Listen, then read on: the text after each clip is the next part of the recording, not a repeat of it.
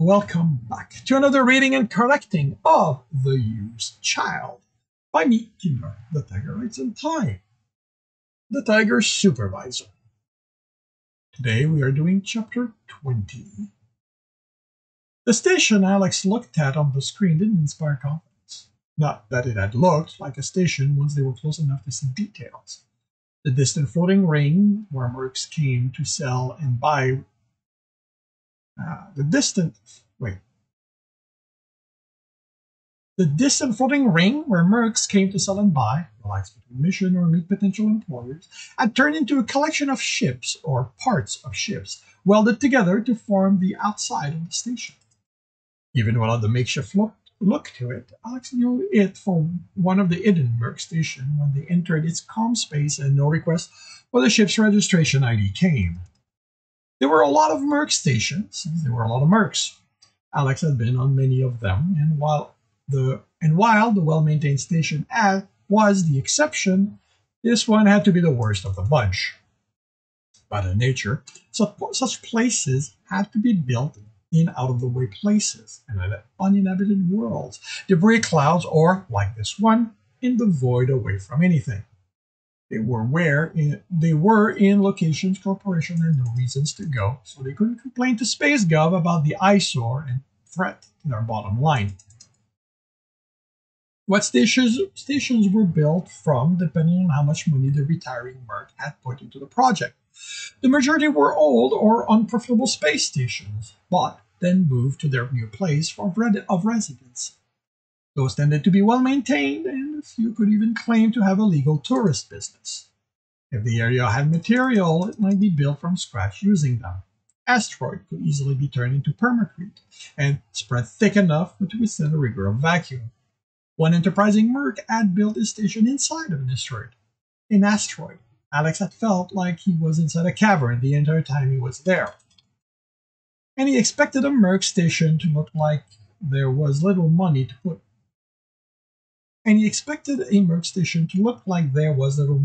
into the maintenance, make them feel safe to be. Wait, what?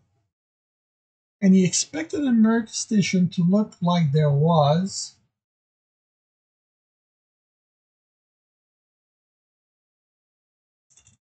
And he expected a merc station to look like there was money put into maintenance. And he expected a merc station to look like there was money put into maintenance, make them feel safe to be on.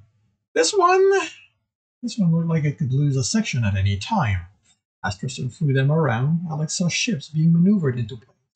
Pumping the station hard enough, Alex swore he heard the impact in spite of the vacuum. He was surprised nothing came apart. He focused on his screen, going over what he'd found around the location where the contact node for their employers had been. Whoever did this is good. They didn't leave anything behind, as far as I can tell. There was never a node there. Do you think it's Emil's family? Tristan didn't reply. The cameras were giving him different views of the station, and he was studying them.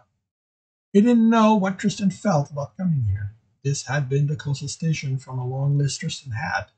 They were to wait for their employers to make contact with them. Couldn't initiate that anymore, but the man could do it the same way that he tried to contact Tristan initially. I hope he hurries, Alex said, looking at the screen showing debris floating close to the station. I don't think this place is going to be safe for very long. The local chatter consisted of people arguing, screaming at each other over stolen berth being cut off. At least one of them sounded like a ship had been stolen. Alex only kept a distracted ear on the comm in case those problems came their way. Tristan brought the ship to a stop and flipped it. During that time, the screen showed the vastness of space. Alex caught the flashes of a firefight. Closer, a cluster of ships moving in all directions, and a small one dodging around them like it was some sort of sport. Alex understood that mercs thrived among chaos. He lived it. But this was more than he could stand. It was like unraveling code announcing that the computer was going to crash at any moment. Tristan was taking the ship closer to the station. He'd done 3 circuits around it, and now it looked to Alex like he wanted a good look. Only he realized there were clams there, barely visible among the other things welded to the hull. Alex did a quick scan, and what he got back didn't make him feel good about this. There had to be something better out there, ideally on a different station. The reverberation of docking came, and Alex waited for the clamps to come undone. They locked, making the ship vibrate. Alex kept looking at the screen, showing around the. Alex kept looking at the screen showing around the clean. The hull was going to rip apart any moment now. Check on the boy. Tristan stood and then headed down to the cargo hold. So they were really doing this? Awaiting him? Alex looked at the screen as he stood. The clamp still held. The hull looked intact. Maybe this place wouldn't fall apart while they were there. Alex checked the readout on the outside of Emil's bed and started looking at it. The cryo still ran. No fluctuation in the power. So Emil was fine. He would be fine so long as he stayed under. Hopefully, it would be until they handed him over. Said. Child didn't deserve to be in this situation. If the universe was just, Mercs, criminal, and whoever else felt the need to exert power over someone else would leave children out of their machination. But the universe wasn't just. Alex knew that firsthand. Everything's nominal, Alex said to Tristan as he exited the room. The Somalian had put on a gun harness, and Alex paused. The most he'd seen Tristan wear was pants. He had to readjust this expectation. Of course, Tristan would arm himself. He was a merc. Claws weren't enough, no matter how good he wasn't with them. The harness had 4 holsters over his stomach in each direction, but only the 2 bottom holsters held large guns. Multiple extra power packs were clipped. There was a large knife at his belt and a smaller one at his left ankle attached to what Alex first thought of were boots, but only covered his ankle and top of his feet. Expecting trouble? Alex smirked. Always. Tristan handed Alex his knife harness.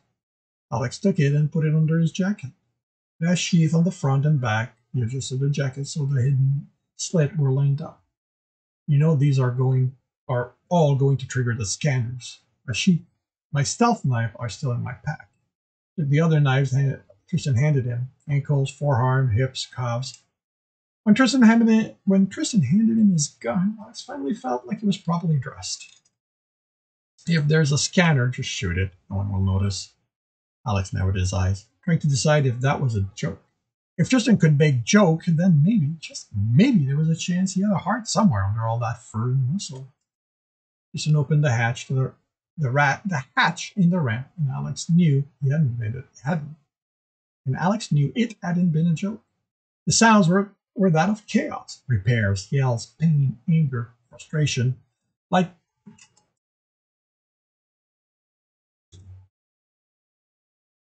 lights flickering in time to the sound of sparkling. The walls were a jumble of mismatched plating. Yes, Alex could destroy anything that looked like a scanner without anyone being the wiser. Tristan stepped out, and the cable hanging from the ceiling he moved out of his way almost slapped Alex in the face. He was too distracted by the sound of something shearing off in the distance to care. Maybe the place wouldn't hold for all that long after all. A fat man waddled in their direction. Welcome to Derelict Station. He gave them a wave of a cybernetic arm. I'm Warwick, master of this little corner I like to refer as the sturdy wing. The floor shuddered, but the man didn't react to it. Docking fees 50 Space Gov standard credit a day. If you don't have those, I offer very generous conversion rate. If it's half your plan, stay up front. He offered his arm, which had a port on the forearm. I take any form of electronic transfer so long as they can't be traced. Anything gets flagged, that's forfeit.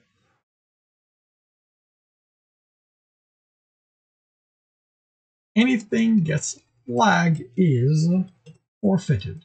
We're going to be hunting you down.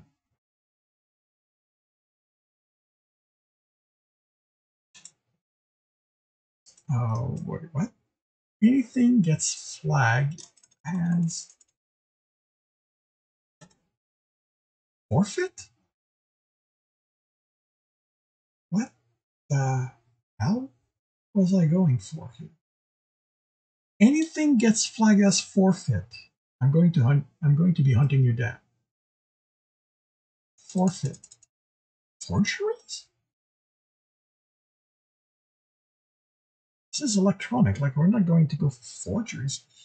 Anything flagged as counterfeit? Maybe?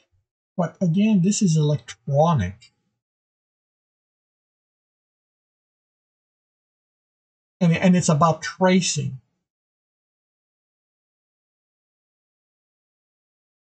Okay, anything gets flagged that's basically, you know, it can be traced.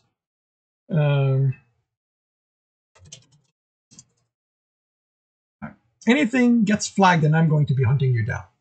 That works. I have no idea what I was going over. I have no idea what the rest was about. Tristan flicked the credit chip to the man who caught it and looked it over while the Somalian closed the hatch. Warwick didn't seem to know what to do with it for a few seconds, then pulled his data pad from a pocket and scanned the chip. Alex noticed the man's bald head had a joint in it. By the way, the polymer didn't reflect the light the same way as the flesh. A quarter of his head. Injury or implant? The man looked up from the pad. As Tristan turned, he was eyeing the Somalian speculatively. You planning on being here a while? Unknown at this time, but that isn't only the docking fee. It's assurance against anyone touching my ship. Encouragement for you to ensure it's unmolested. You won't like what will happen if anyone touches it. Of course, the man replied agreeably. I will personally see to your ship's safety. Tristan took a step, and when he spoke, there was the hint of a growl in his voice. If you want your little wing of the station to remain sturdy, you will make sure no one touches my ship.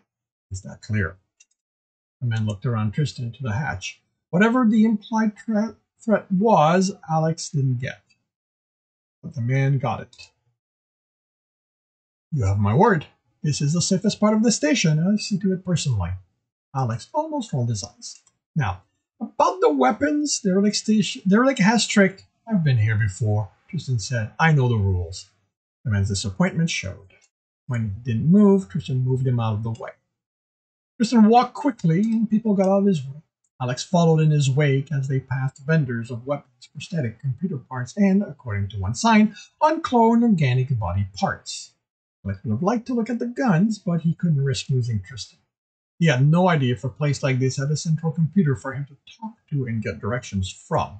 The way the corridors changed shape every so often, he didn't think this place had any unified system. The Somalian gate made it clear he had a destination in mind. None of the vendor distracted him. He didn't pause at the intersection. He wasn't even consulting his data pad. Alex, for his part, couldn't keep from looking around. After the first few vendors, it wasn't the signs of the wares on display that attracted his attention.